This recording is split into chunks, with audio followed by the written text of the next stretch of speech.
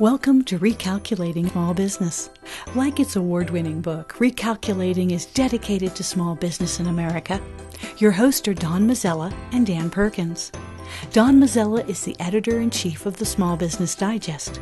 Dan Perkins is a registered investment advisor with 43 years' experience in managing money. Dan Perkins here, your co-host, along with Don Mazzella of Recalculating for Small Business. Our radio program is dedicated to you, helping the small business owners increase their profits. We draw our name from Recalculating, voted the best small business book of 2017 by the Independent Press. In this book, it features ways to grow your small business. Now, here's Don Mazzella. I'm Don Mazzella. The program is Recalculating Radio, and we have an extraordinary young person with us today, Leslie Guzman. She's here because she has created something that I'm not going to explain to you. I'm going to let her explain. Leslie, welcome to the program. Hi, thank you so much. Thank you, everyone. Hi. Well, first, Leslie, tell us a little bit about yourself. Well, I'm Mexican American. I live in Cincinnati. I'm the mother of 3, and now I'm an entrepreneur. And I worked 20 years before in P&G, so it's a new world for me with Lupita. You work for P&G? Yes, for 20 years. One of the most rigorous marketing companies around. And what did you do for them? I was in purchasing, in global purchasing, responsible for indirect services or professional services was my last role. Mm-hmm. So you were there 20 years, and you decided to do something. You created a character, correct? That's correct, yes. Okay. Well, what's the character's name, and tell us a little bit about it. Yeah, Lupita is a little girl that she witnessed all the wonders that happened in the year 1500s in Mexico. And she watched Our Lady of Guadalupe's wandering, so she shares that in a book. And then Lupita, she receives a letter, and she's in charge of, and she's responsible, and she has a mission to inspire kids to do good during the Christmas season. So with Lupita, I'm bringing one of the only single toys that are celebrating and reflecting our Latino culture. I'm also bringing something that is support for parents so that they teach their children to be good and be good human beings. And also with the book, I'm also bringing opportunity for the parents to share precious moments with their children by reading them in English and Spanish. So Lupita is just your partner in kind and the kid's partner in kind who brings all those things. Okay, let's back up. So it started as a book, Lupita, correct? Correct. Lupita is little. It comes with a book, the story, and then it also is like a plush toy, and then we have a line of products with Lupita as a character. Okay, can you spell Lupita? This is radio. Sure. Yes, absolutely. It's Lupita. In Spanish, you would say Lupita, and in English, probably Lupita. Okay, and your base website for everything? Yes, my website is www.tulupita.com, but you can also find her in all Target stores nationwide, and also online. I went to Target store to find it just for the broadcast, and they told me it was sold out. But so that was good to hear for you. Yes, that's great. That has happened in some stores, but you can also find it online. If you put Lupita, you will see all the different products that we have, and still on time for Christmas shipping. You will still receive it on time for the holidays. No, Lupita, this won't appear until after Christmas. So, but this is being taped and we're going to do it after Christmas. I see. Okay. So I should have told you that beforehand, but that's okay. Let's for the Three Kings then, because Lupita celebrates the Three Kings. That is also very unique for Hispanics and for some cultures. Well, explain that again. It's a cookbook?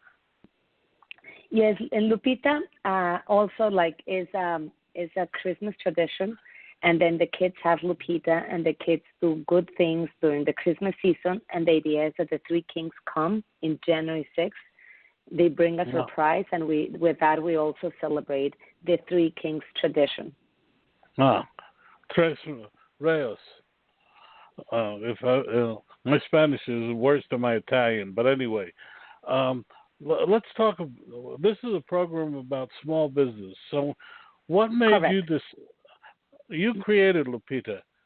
What made you create it? I think it was different things. The first thing was that I felt the need of having a little bit of my roots and my Hispanic heritage brought into U.S. with first inspired with my kids to have a little bit of Mexico in here. And also I love the precious story of Lupita, and I wanted to share it with the world. On the other side, I left P&G because I have a son with special needs, with Duchenne muscular dystrophy, which is a progressive disease. So I felt the need of doing something that was different, that would give me a little bit more flexibility, and also something that was aligned with my passion to help the Duchenne community, because part of the profits of Lupita go for research for Duchenne muscular dystrophy. And also I wanted to share proudly who we are, a little bit of us through the rest of the world. And that is something that I celebrate a lot by having Lupita in all stores, by the concept of it's not only for Hispanics. Every single culture has something big to share with others, and with that, we are doing our part in that journey. That's really interesting. But a lot of people create characters like Lupita. How did you manage to get it printed into book form and to create all these products? That takes a lot of work. Go ahead. Yes, it takes a lot of work, and I started with my Kickstarter. That was my very first step in 2016, where I developed a very first prototype, and the idea of the book, it was not yet developed, and I wanted to test the idea, so I went to my network with family and friends, and I sold Lupitas with a pre-order, and I was going to deliver them in December 2016. So I did that. I reached out to the community again through the Kickstarter group, and with that, I raised my goal that was at $22,000. And the process got started. I was able to do the book. I hired people for the drawings. I have an amazing partner who is also in the business. His name is Carl Mebs. And along with him, we kind of developed all the prototypes. We got production started with a company in China. We air freighted everything so that we would be on time for the Christmas season. And 2016, we did that soft launch where we delivered all the pre-orders, and the journey began. So that was 16. What did you do in 17? In 17, I went to the Toy Fair Association in New York. That was in February. I didn't have a stand. I was not ready yet. This was just the beginning. And I went around. I walked around with my product, with my doll and my book, and I showed it to everyone I could and every buyer I could. And I asked if they liked it, if they felt this was something that was aligned with their store. And I was lucky to get connected with different stores. One of them was Walmart. Another one was Target. And we continued discussions, negotiations, and then I was able to close a deal with Target. They wanted the exclusivity for the year 2018. So with that agreement, I think they loved the product. They loved the message. They connected a lot with behind it and what it means to the Hispanic community. And they also like the idea of having a product like this mainstream and new alternatives to the elf on the shelf as a Christmas tradition. So with that and with Target's marketing support, we launched nationwide for the first time in 2018. So I think it was a quick journey and very difficult, many nights without sleep, but happy to be there right now. Okay. So wow, that's that's kind of in a story. nutshell the story.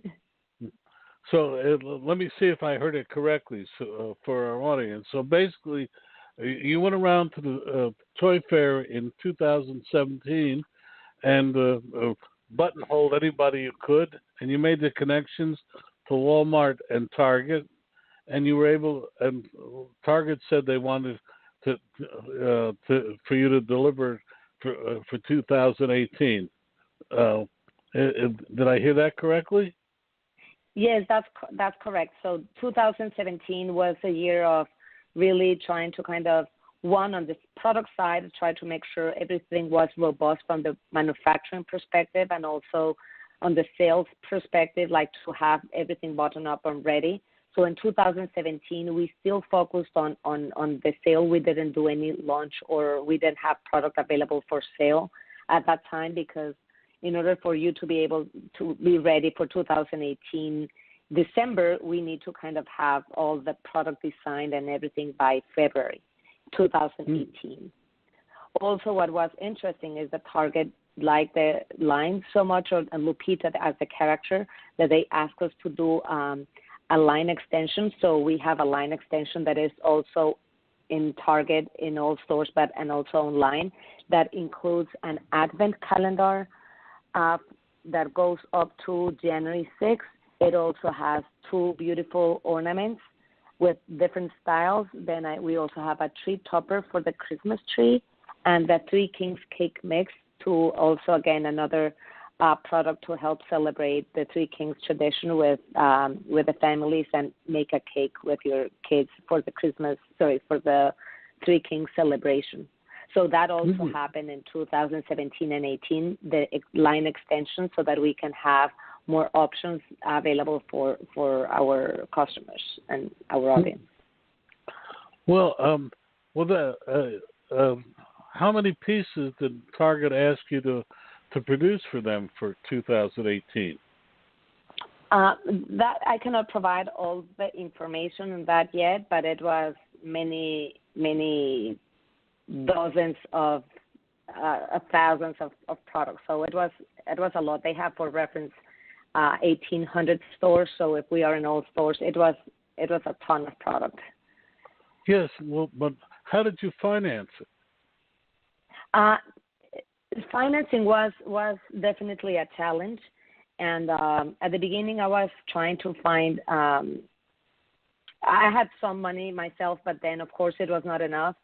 Then one of the alternatives was to get investors, but as many of entrepreneurs know, it's difficult to be accepting and give equity when you are a small business, because sometimes it's difficult to kind of define what is the value of your business at that point.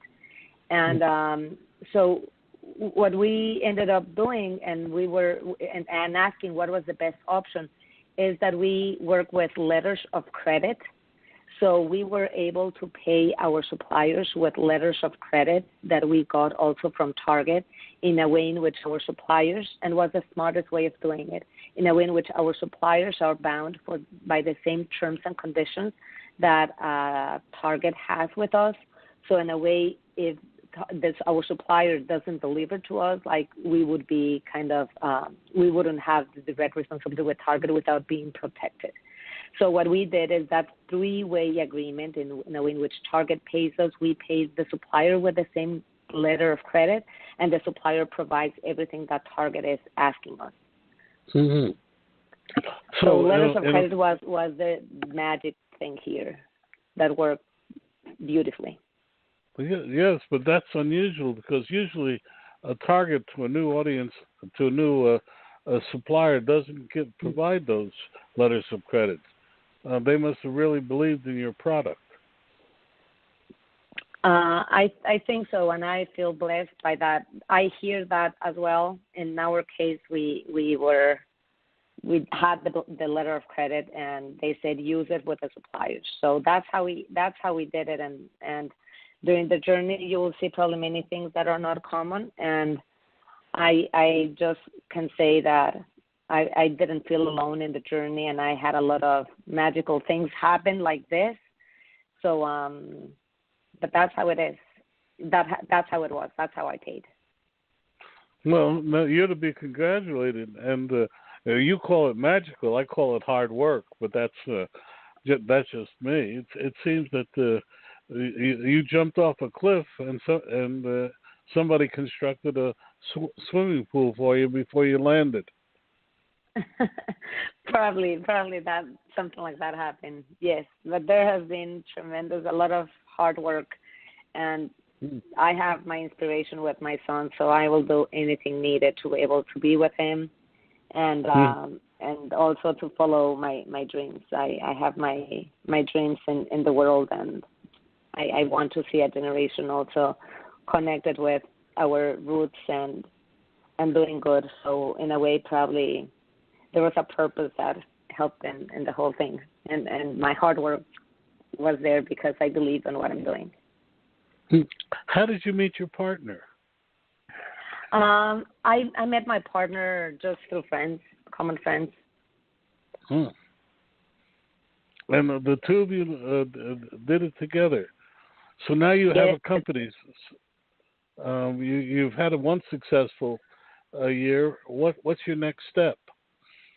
The next step is I want to create a more sustainable business long term as we think about growth.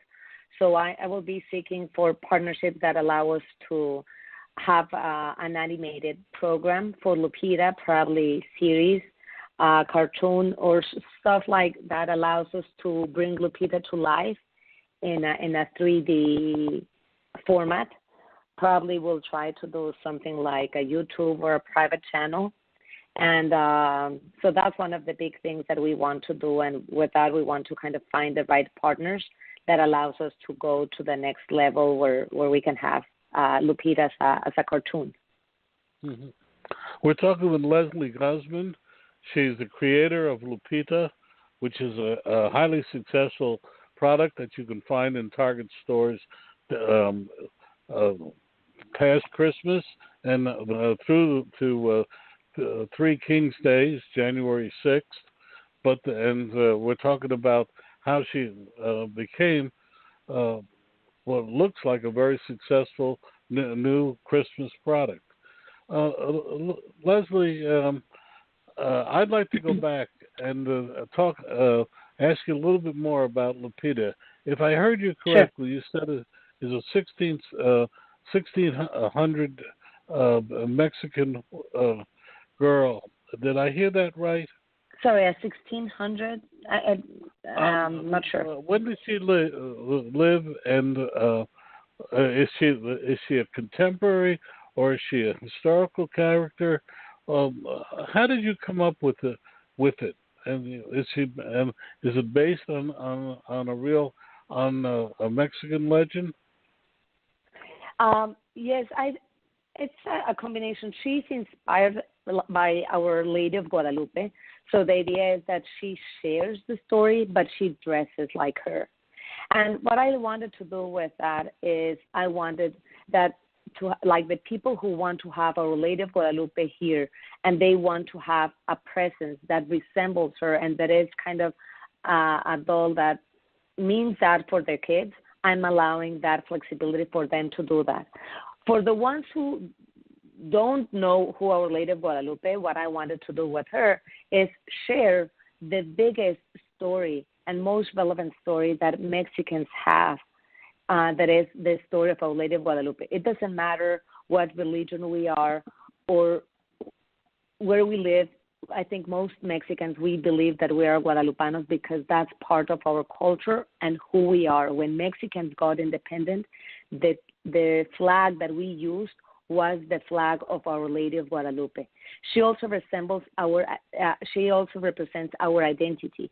All Mexicans, most Mexicans, are a combination of Indians, and Spaniards. When the Spaniards came to Mexico and conquered Mexico, Our Lady of Guadalupe was someone who united those two cultures, the Indians and the Spaniards, into who we are today, Mexicans. So in a way, that's why I also this story is very relevant for us Mexicans. And then the idea was to bring a character that was contemporary. She's just a friend of the kids. And with the idea with that is creating that blend of something that is historically relevant, something that is relevant for many as you think of Our Lady of Guadalupe, and then bringing all those into universal values that we all have, no matter our color, our race, or ethnicity, that is about doing good.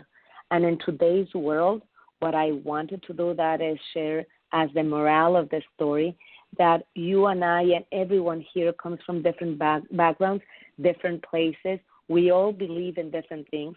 And I'm just sharing here one piece of the story that was incredibly relevant for Mexicans, but then also bringing something to any kid in the world that is that universal value that reminds them that doesn't matter how we look and where we come from. If we do one thing that is being good with each other, that's what the world is about, and that's the morale and the last page of my book, sharing that's the story. This is a little bit of us, but then for everyone, if we do good, we will have a better world, and trying to remove those walls and barriers that exist within culture so that we realize that by doing good, we become one. Have you tried to sell your Lupita in Mexico yet? No, that will be probably the next step for this year as I think about expanding also to other markets. All my family is in Mexico. My roots are in Mexico. I live here just with my kids in U.S., and for sure Mexico is the absolutely next market for Lupita. And I'm already in conversations around that. Mm-hmm. Well, how long have you been in the United States? I've been in the United States for 10 years.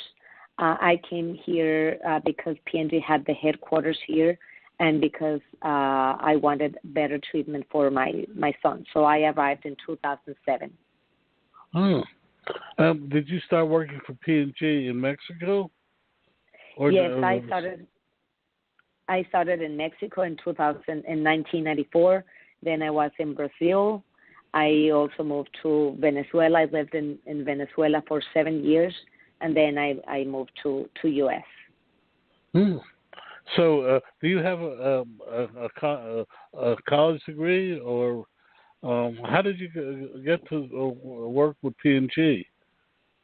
Yes, I'm an industrial engineer from El Tec de from a good, very well-known university in Mexico. I also had a specialization degree in marketing and in finance. But I joined P&G right after school. Before that, I also had experience with a family company while I was in college. My family, with my mom and I, we started a company where we were the exclusive distributors of some products, of some toys in Mexico, and also notebooks that we were importing from Brazil. And I was the one who was starting all the sales process when I was 18, 19, 20. So probably that, without realizing it, provided a lot of experience that I didn't realize I was going to use more than 20 years later. So, and because I was in sales before P&G, when I joined P&G, they said, "Oh, because you have experience in sales, we want you to work in purchasing." So I ended up with a career in purchasing for 20 years. But now I'm going back to sales again. Well, you must be good at your job if they moved you to headquarters. Yes, I don't know that, but I can say that P&G is a beautiful company, and they do walk the talk. So when I needed a change, and I personally asked for that change because of my son, they opened a new job for me part-time so that I could get going with my career in spite of the personal challenges that I was having at that time. Do you have a son? Do you have any other children? I have 3 kids. I have a 10-year-old, a 12, and a 13-year-old, and my oldest is the one who has this disease. But yes, I have 3 boys. Well, are you still married? Are you divorced? What does your husband do? I consider right now myself a single mom. I'm divorced. I divorced like around 5 years ago, and the kid's dad lives in a different country. Okay. Well, we asked that because you're again another one of the single moms who are successful entrepreneurs. We have just a couple of minutes left, so I'm gonna ask you, what advice would you give our audience from what you've learned about being a small businesswoman, literally opening a whole new category? I think the best advice that I would give everyone, as repetitive as it sounds, is not to give up, dream big, and follow that dream. There are many times in which things will look dark or difficult, but if you go with confidence, you connect with the right people, you get up, show up, no matter how you feel, things will start landing in front of you, and you'll get going. So never give up, stay strong, stand up, show up. Well, great advice. As a single mom, that's hard to do many times, that showing up and standing up. So find energy from whatever you can. Just do it. Are you going to the toy fair this year? I am going to the toy fair. In fact, last year we were selected by the toy fair, also a toy trend for the year. They are huge friends, Lupita fans. We are with them. They have been amazing, and our journey will be there in February in New York, and we will also be in the licensing expo in Vegas in May. Licensing Lupita for a line extension as well. Will you have a booth at the show or walking around? We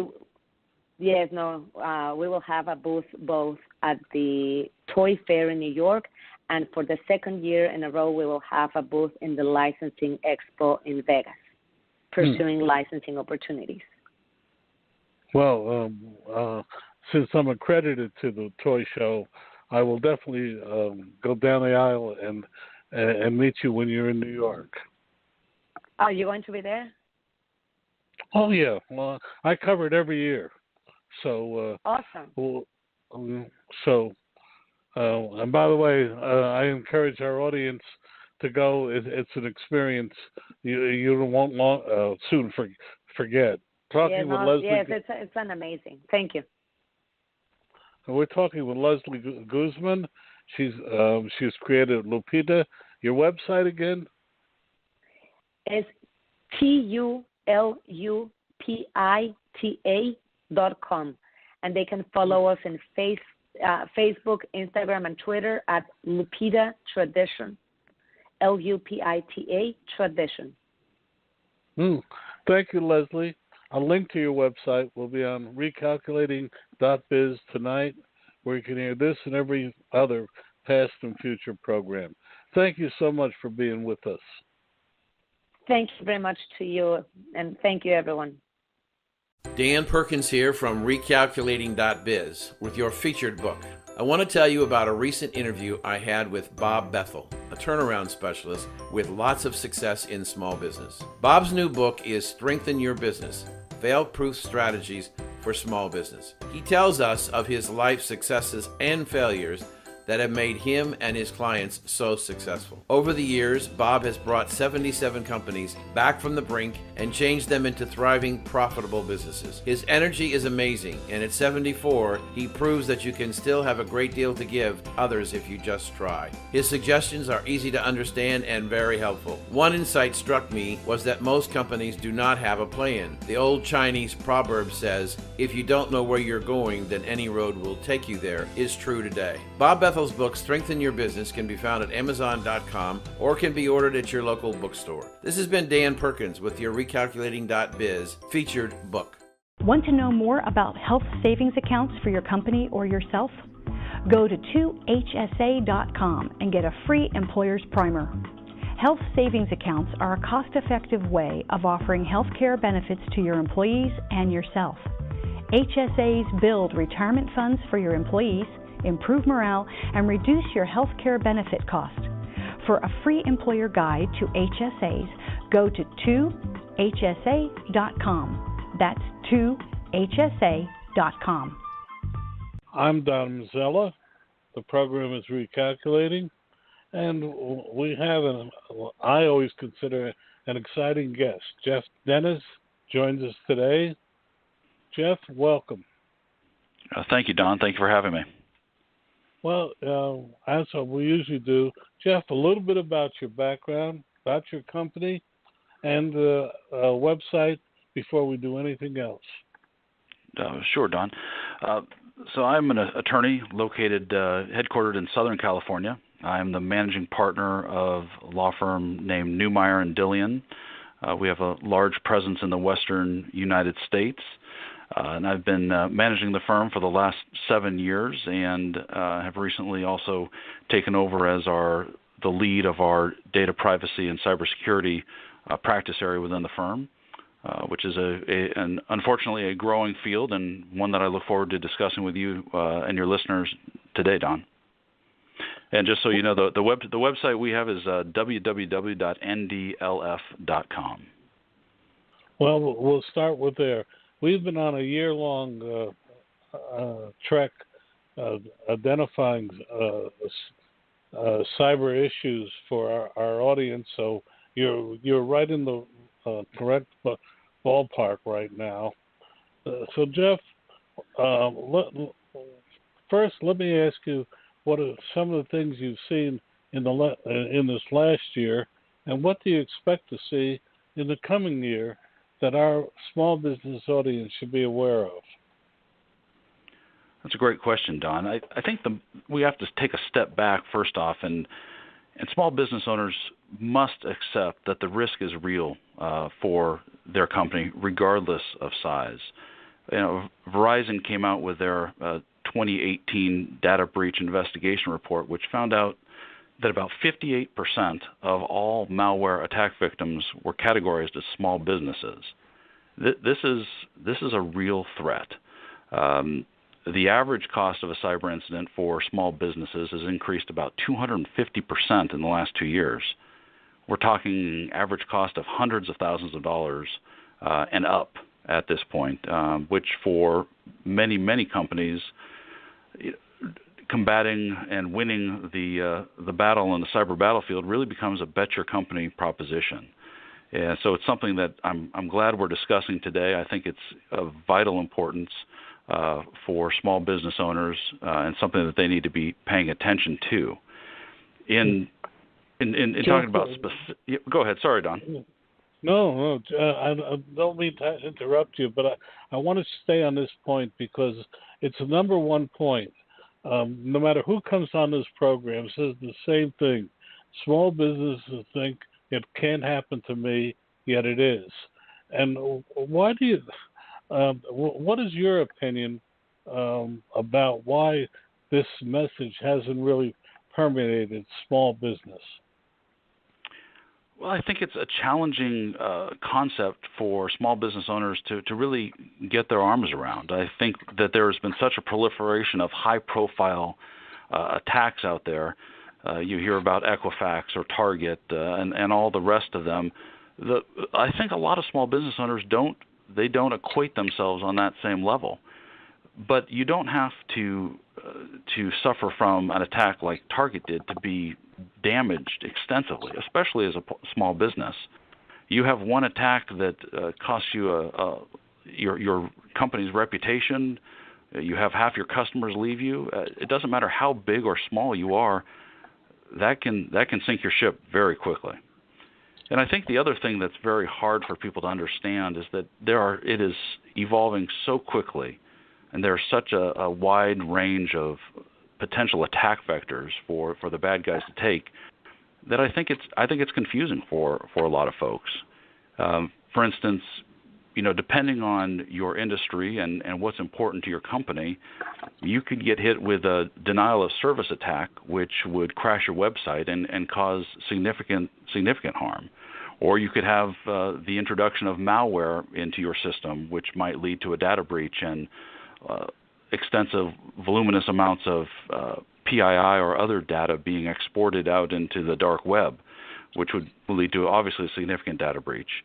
And the one that I think all of us need to be concerned with at this point is ransomware.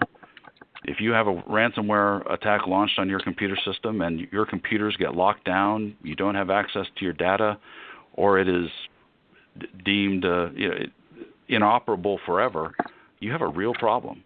And these attacks are continuing. They're becoming more difficult to fend off, and it's something that all businesses really need to take a close look at. Could not agree more with you. Now continue. I didn't mean to interrupt your presentation, but please continue because I really like what you're saying. Please continue. Well, I'm not sure if anyone likes what I'm saying, Don. This is not a topic that is a whole lot of fun, but it is absolutely part of our economic reality in this country and around the world at this point. Small businesses need to take a real hard look at what they're doing and how they're doing it. There's a group called Newmeyer, which has recently identified some top trends for cybersecurity in 2019, and there's a whole laundry list of them, many of which I don't think necessarily apply to small business owners, but there are several in there that your listeners need to be aware of, and things that are changing in the cyber world that could have an impact, and things they need to consider going into 2019. Things such as cloud security or insecurity. How safe is your data if it's being housed in the cloud? Do you utilize multi-factor authentication for your passwords? The days of single-factor passwords, those are now the dark ages. That's changing rapidly. And malware. You either protect from it or you're in some serious trouble. And the fact that we continue to see different attack vectors means that cyber hygiene is growing and becoming more and more important to all businesses of any size, including small businesses. But at the same time, we talk a lot about cyber, but one thing that we can't ever forget, we can't overlook, is that physical security is still a huge item.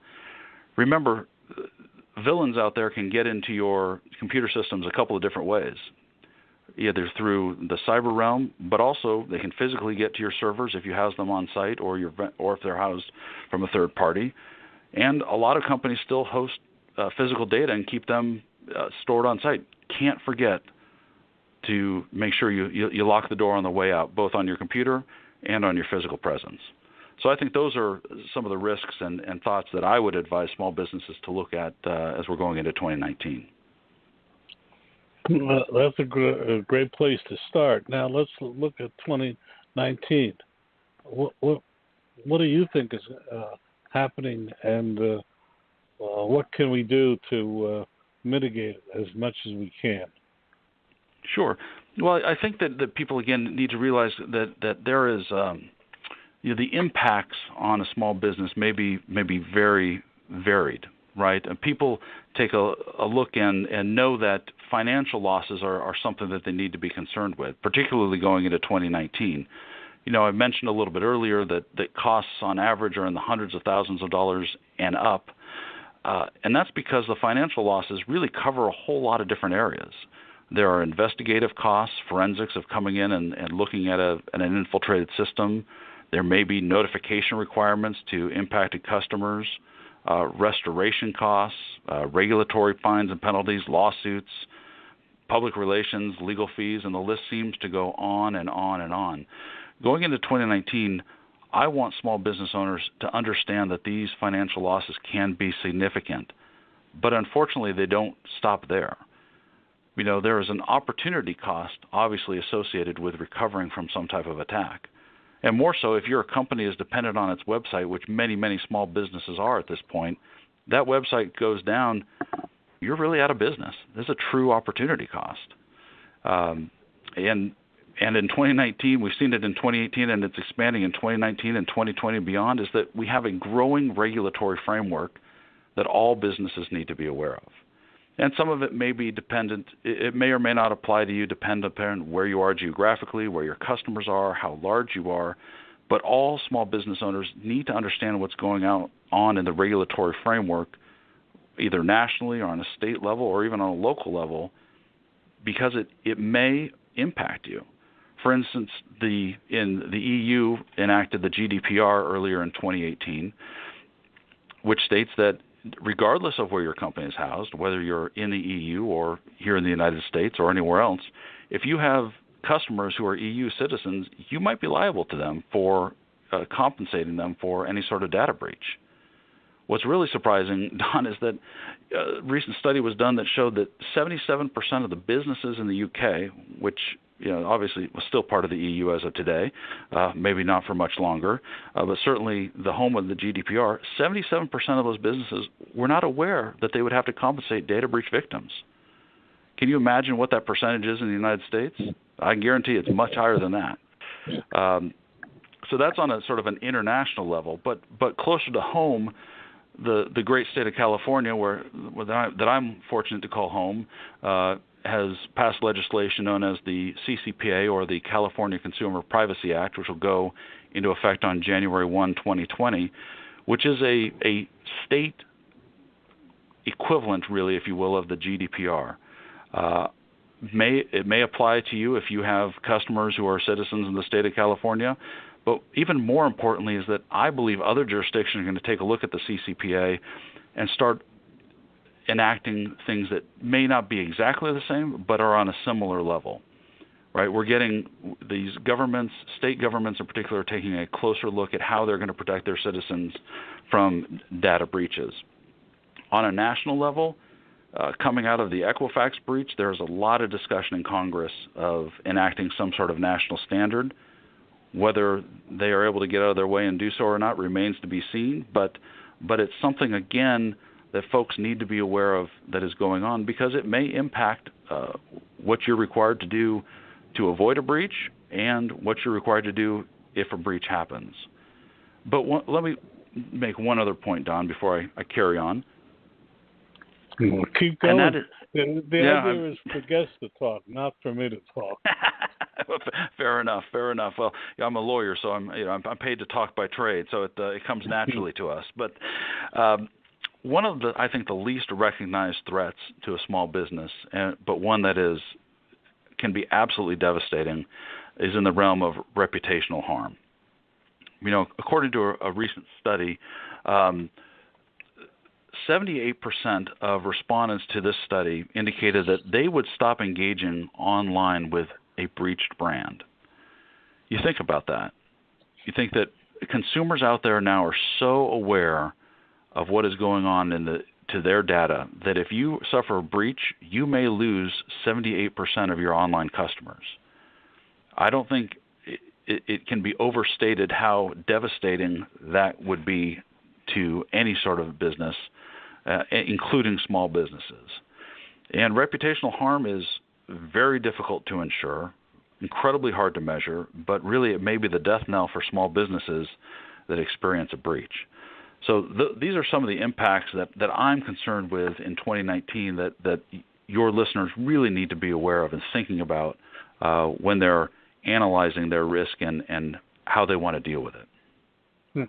We're talking with Jeff Dennis. He's a managing partner.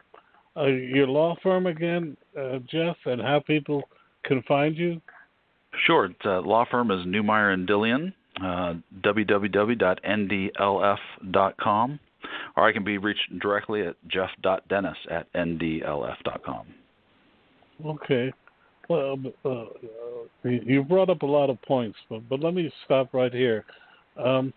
What's your opinion of cyber insurance, and how does that work, and does it protect? Don, that may be the million-dollar question. Cyber insurance is an evolving field. Let's start there. But I think that there's a misconception out there from a lot of business owners that if they have insurance, a cyber event is covered. Now, folks need to understand that you should not assume that if you have a CGL policy that it covers any sort of cyber incident or risk. You know, most of the newer policies actually exclude cyber-related claims. But having said that, you know, standalone cyber liability insurance is a very good thing. It can serve as a final safety net, should not be a preliminary defense to ward off cyber attacks. It should not replace good cyber hygiene, but it is good to have to serve as a fail-safe in case the worst case scenario does unfold. And it can address a whole host of potential losses. Early in our conversation, I identified a number of losses that can occur as a result of a cyber incident. Cyber insurance can really deal with most of those, whether it's the cost of investigating a breach notification, managing reputational risk or other crisis management, such as you would need from a PR firm, losses from business interruption, legal costs, and the cost of recovering data. So standalone cyber liability insurance can be an extremely beneficial policy and coverage for a small business to have. However, as with most things, it comes with a warning, right? Consumers must be aware that off-the-shelf cyber policies may not be exactly what they need. Because risks are so business-specific and because in today's world, cyber risks are so individualized, this is not a one-size-fits-all concept. This is really a one-size-fits-one. You know, one of the things that I haven't talked about yet, and maybe I will a little bit later, is that every company needs to analyze its cyber risk for itself. And when you do so, you can then tailor your cyber insurance policy to specifically meet your company's needs and those risks. Remember that, you know, cyber insurance is a little bit different than a fire policy. You know, fires have been around for hundreds of years, and there are only so many ways that a fire can start. Cyber, we don't have the luxury of hundreds of years of risk to look at. This is fairly new, and the risks are continuously evolving. We've got new attack vectors popping up every day, and what may be a vulnerability today may be 5 times worse in 2 years. We just don't know. And because the risk is so new, go ahead. Sorry, Don. No. Keep going. I said, you know, since the risk is so new, you know, there's very little case law out there that to help guide insurers as to how they should properly respond to claims. And so what we're seeing is that many claims for cyber coverage are being disputed by carriers. So it's imperative that you carefully analyze your policies to ensure that proper coverage exists. Well, then that brings me to the question I was going to ask. Okay, Jeff, you're now in the practice. You're an attorney in a cyber practice. What do you do? Well, what does our company do? Yes. We absolutely have an individualized standalone cyber policy. We've got to practice what we preach. Okay, but do you take on cases of cyber crime? Do you work with the companies? Do you work with the insurance companies? What does your practice do? Sure. So my practice is quite varied in cyber, and it's really what we've developed is what we call a soup to nuts approach, without the soup or the nuts. We start by sitting down with our clients and helping them analyze and understand exactly what their risks are. So we start at the forefront, sitting down and having a conversation, helping them identify what we call their crown jewels, if you will, where they're most vulnerable. And from there, we tailor the response accordingly. In other words, we help guide them. We bring in technical experts to help guide them on the technical side of it, and we work on the risk management side. We work on helping them implement a cyber incident response plan. We help them train their employees to avoid accidentally triggering, clicking on the wrong thing on an email and accidentally triggering ransomware in your computer system. We also sit down and review their policies with them to make sure that there are no gaps in their cyber insurance. These companies, there are so many pitfalls in cyber insurance. I could go on for hours talking about them. We take a look at that to make sure that if there are any gaps, there aren't any gaps, and likewise that there aren't any overlaps with other insurance they have. Why pay for the same thing twice, right? So we start there. What we then do, that's sort of our first bucket. The second bucket is we take a look and help them understand what regulatory framework applies to them. If they had a breach, what do they need to be prepared to do in terms of a response? And then at the back end, we're involved in any sort of data breach response, any litigation that comes of it, dealing with regulatory agencies, government agencies. We try to do it all. We want our clients to be able to come to us before, during, and after a cyber breach. If we're doing our jobs right, and if they're really taking the time to analyze this correctly, we start at the forefront, we start at the very end to help them understand their risk, manage it, and do everything we can to help them avoid it. That's what we strive to do for our clients. We're talking with Jeff Dennis. Your law practice again, Jeff? Newmeyer Dillion, NDLF.com. Okay, Jeff, I'm going to give you a real-life scenario. A company here in New Jersey, not on the West Coast, with 112 employees, somehow or other got infected with a cyber attack that stripped it of its customer list but not the trade secrets. It was a manufacturing company in a highly specialized area, but did collect all of its valuable data. They could not get to the critical manufacturing. How did it happen?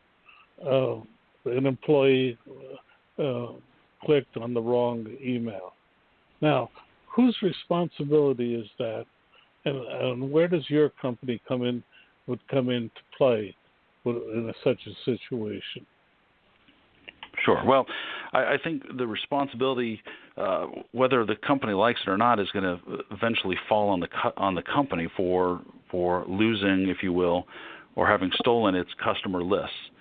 Now, there are a couple of things that I must point out that will dictate how important or concerning this is. One would be what was included on those customer lists. Was it true PII, what's known as PII, or personally identifiable information? Are we talking about names, phone numbers, addresses, social security numbers, credit card numbers? All of those things go into the analysis of what type of response is needed. What we would do as a law firm is we would come in, help the company in New Jersey or the West Coast or wherever else it might be, analyze exactly what was stolen, analyze whether there are any notification requirements that need to be made, and that's dependent upon, again, what type of information was taken, how much of it, where the customers are residing or exist, and we would take it from there. We would help them with notification. If there were any governmental notifications that were required, we would help them with that. If there were any governmental or regulatory inquiries, we would obviously respond to that, and any subsequent litigation or complaints which arose from the data breach, we would be involved in. Importantly, what we would do once we got to the finish line with that, we would go back with that company and help them from square one. How did this happen, and how can we avoid it again? What do we need to have in place, both from a risk management? That's what we would do. We would also bring in a technical partner to help them on the technical end of things. You don't want me protecting your IT system. I'll work with your risk, but you want a true technical forensic expert to help you harden your IT defenses. In this case, their problem is that what was taken would reveal the cost. Their parts go into other parts and provide a roadmap of pricing. Their customers are up in arms because the cost secrets were exposed. Well, yeah, it can be wide-ranging. If you can lose, there are so many different things that are important. That's why I said every company has to understand where they're vulnerable. And the one thing I did not mention, which we would also do, is that we would also, if this company had a cyber policy in place, we would obviously get the insurance company involved and try to get them to take on as much of the risk and the cost as we could. And if they didn't, we would make sure that they get one in place so that this doesn't happen again. We're into an area that's, I agree with you, is going to be potentially extremely dangerous for small business in 2019. In the time we have remaining, Jeff, what would you like to impress upon our audience? Yeah, I think there are really sort of three key nuggets, Don, that I think your audience your listeners need to understand.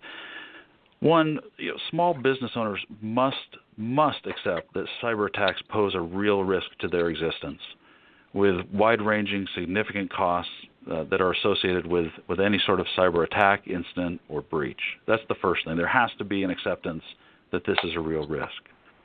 Two, reputational damage must be taken into account when determining your company's risk. The reputational damage is impactful, it's challenging to insure, and it could really, unfortunately, cause your business to cease existing. And finally, I would encourage all of your listeners to take a close look at the need for a cyber-specific insurance policy. These products are new and evolving. It's a very tricky market. So get assistance to ensure that the appropriate cyber policy is placed, one that fits your company's needs, requirements, and risks. That's a great end to the program. We're talking with Jeff Dennis. We're going to ask him once more for his website, and which will, by the way, will be linked to recalculating.biz tonight. Perfect. Thank you, Don. Again, it's Newmeyer Dillion NDLF.com. And Don, I'd just like to thank you for having me on the show and wish your listeners good luck in protecting themselves from these cyber risks that are out there. Well, I tell you, Jeff, we think that it's so important. Our chairman, Joanne Lang, wrote a blog about how cybersecurity begins with the training staff to be vigilant. It's available on joannelang.wordpress.com. I'm putting in a plug for it because it's a starting point, and you are certainly a continuing education point. Jeff, we thank you so much for being with us. Thank you, Don. Have a great day. Dan Perkins here from Recalculating.biz with your small business tip of the day. Small business funding is easier these days thanks to a new breed of lender called fintech lenders. These internet-based lenders cut the time between applying for funds and getting the funds to just hours instead of months. They also make it easier to repay your loans, but their costs might be a little higher for their service. The next time you need dollars for your small business, try them. You might like the change. I'm Dan Perkins for Recalculating.biz and your small business tip of the day. Marcus Lemonis, J.D. Powers, and John Scully, and 100 other presidents and experts contributed to Recalculating the book. Why did all these people agree to contribute to the book? I'm Don Mazzella, and I'm the editorial director of Small Business Digest. And for 20 years, we have been offering small business leaders information and data to increase profits.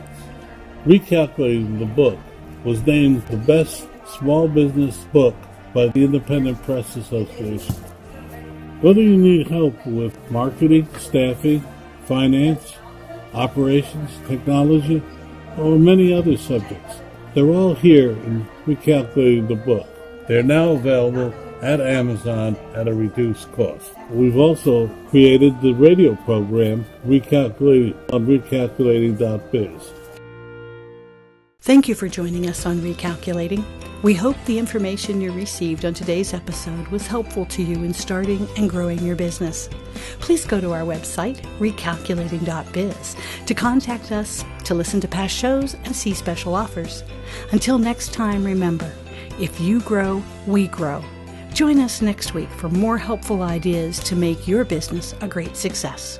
Recalculating, a program designed to help you be successful.